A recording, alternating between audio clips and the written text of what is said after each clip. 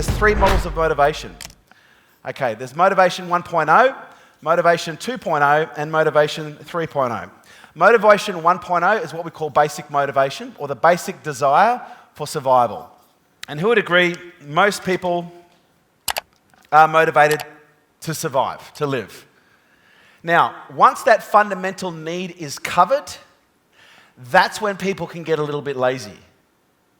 Now, let's look at old school motivation strategies, because old school motivation strategies, okay, that was developed in the industrial age when people went from agriculture to industry, and when they went from agriculture to industry, they started having factory lines, and they started using motivational techniques that worked really well.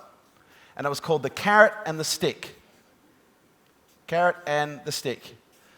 Now, what's carrot and stick? Do something good and you get a... Do something bad and you get a punishment. Now, who would agree this works really well? Not one person in the room. Good. Correct. Who would agree that maybe once upon a time this did work really well? Yeah, it did. Up until maybe the 1920s, 1930s, maybe 1940s, maybe 1950s. It worked really well. But then we started to realize that there were actually some negative consequences. Because what we realized is carrot and sticks 2.0, this is what we refer to as extrinsic motivational factors. These are things outside of the individual. And if people are motivated extrinsically, what is going to be required in order for them to be motivated? External factors. And if people require external factors to be motivated, then there's got to be what I'd call the perfect sunset scenario, where as long as the conditions are right, people are motivated. Now, who would agree the conditions are never perfect? Who would agree the conditions are rarely perfect? Who would agree conditions are rarely perfect, erratic, and completely unpredictable?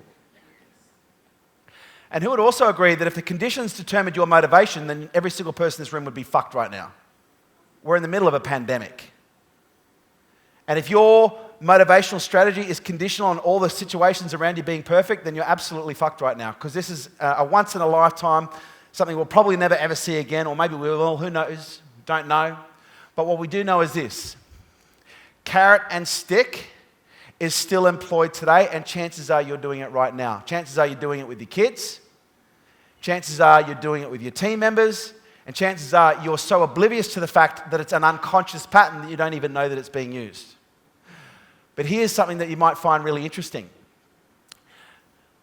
Dan Pink, in his book, Drive, The Surprising Truth About What Really Motivates Us, he summarized about 40, 50 years of behavioral research to identify what happens when you deploy carrot and stick motivational strategies. And here's what they discovered. They discovered that they could go into an organization where the performance was at a baseline. And they would go, all right, guys, we are going to introduce a financial reward system for all of you that start matching and meeting your KPIs and exceeding your KPIs. We will offer you all a financial incentive. They did this across a segment of Fortune 500 companies, 80 companies in total.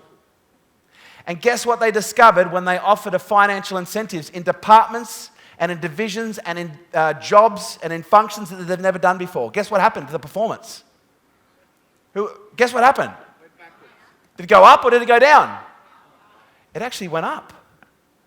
In the first 2 weeks, it went up. For about 6 weeks. Then it went down. More than 20% below the benchmark.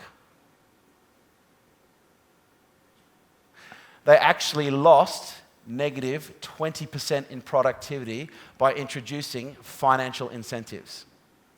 And it's kind of interesting. Has anyone here heard of Montessori?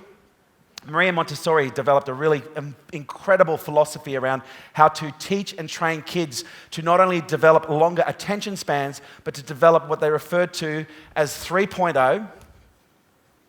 Okay, I'll meet 3 down here, 0.0, which is intrinsic drive. And I'll tell you a little story that's actually spoken about in Dan Pink's book that bides really well with Maria Montessori's philosophy. A group of researchers went into a few hundred schools across the United States, into their kindergarten programs and they started offering participation awards. Who's heard of the mighty participation awards, right? They're fucking shit, right? And they started offering, for every kid that participates in art class, you're now going to get a certificate with a gold star. But they identified that there were three groups of kids. Group number one, kids who love to do art and would do it at the drop of a hat. You didn't need to ask them to do it. You just had to bring out the crayons and they were right into it. They absolutely loved it. Kid number two, they liked doing art. They weren't as passionate about group number one, but if you gave the opportunity to do art, they would do it. But it wouldn't be their first choice, but they did enjoy doing it. And then they had group number three that just fucking hated doing art and they just wouldn't do it and they were the disruptors of the class. And then they introduced the participation awards. And guess what happened? In the first 2 weeks, guess what happened? Participation, all-time high. The kids who did art and loved to do art and always did art, guess what they did? They did art because that's what they fucking love to do anyway.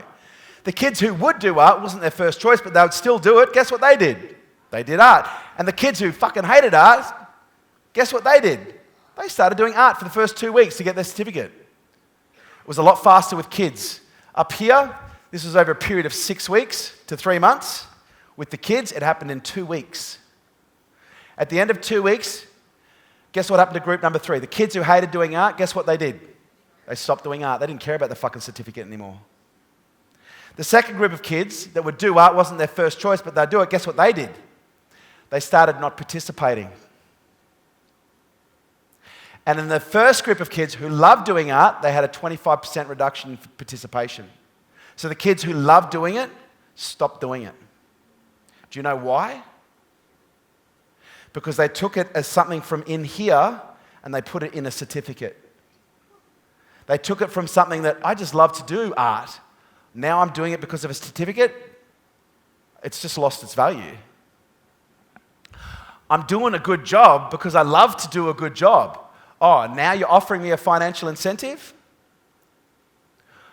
Guess what else they discovered in this little lump here?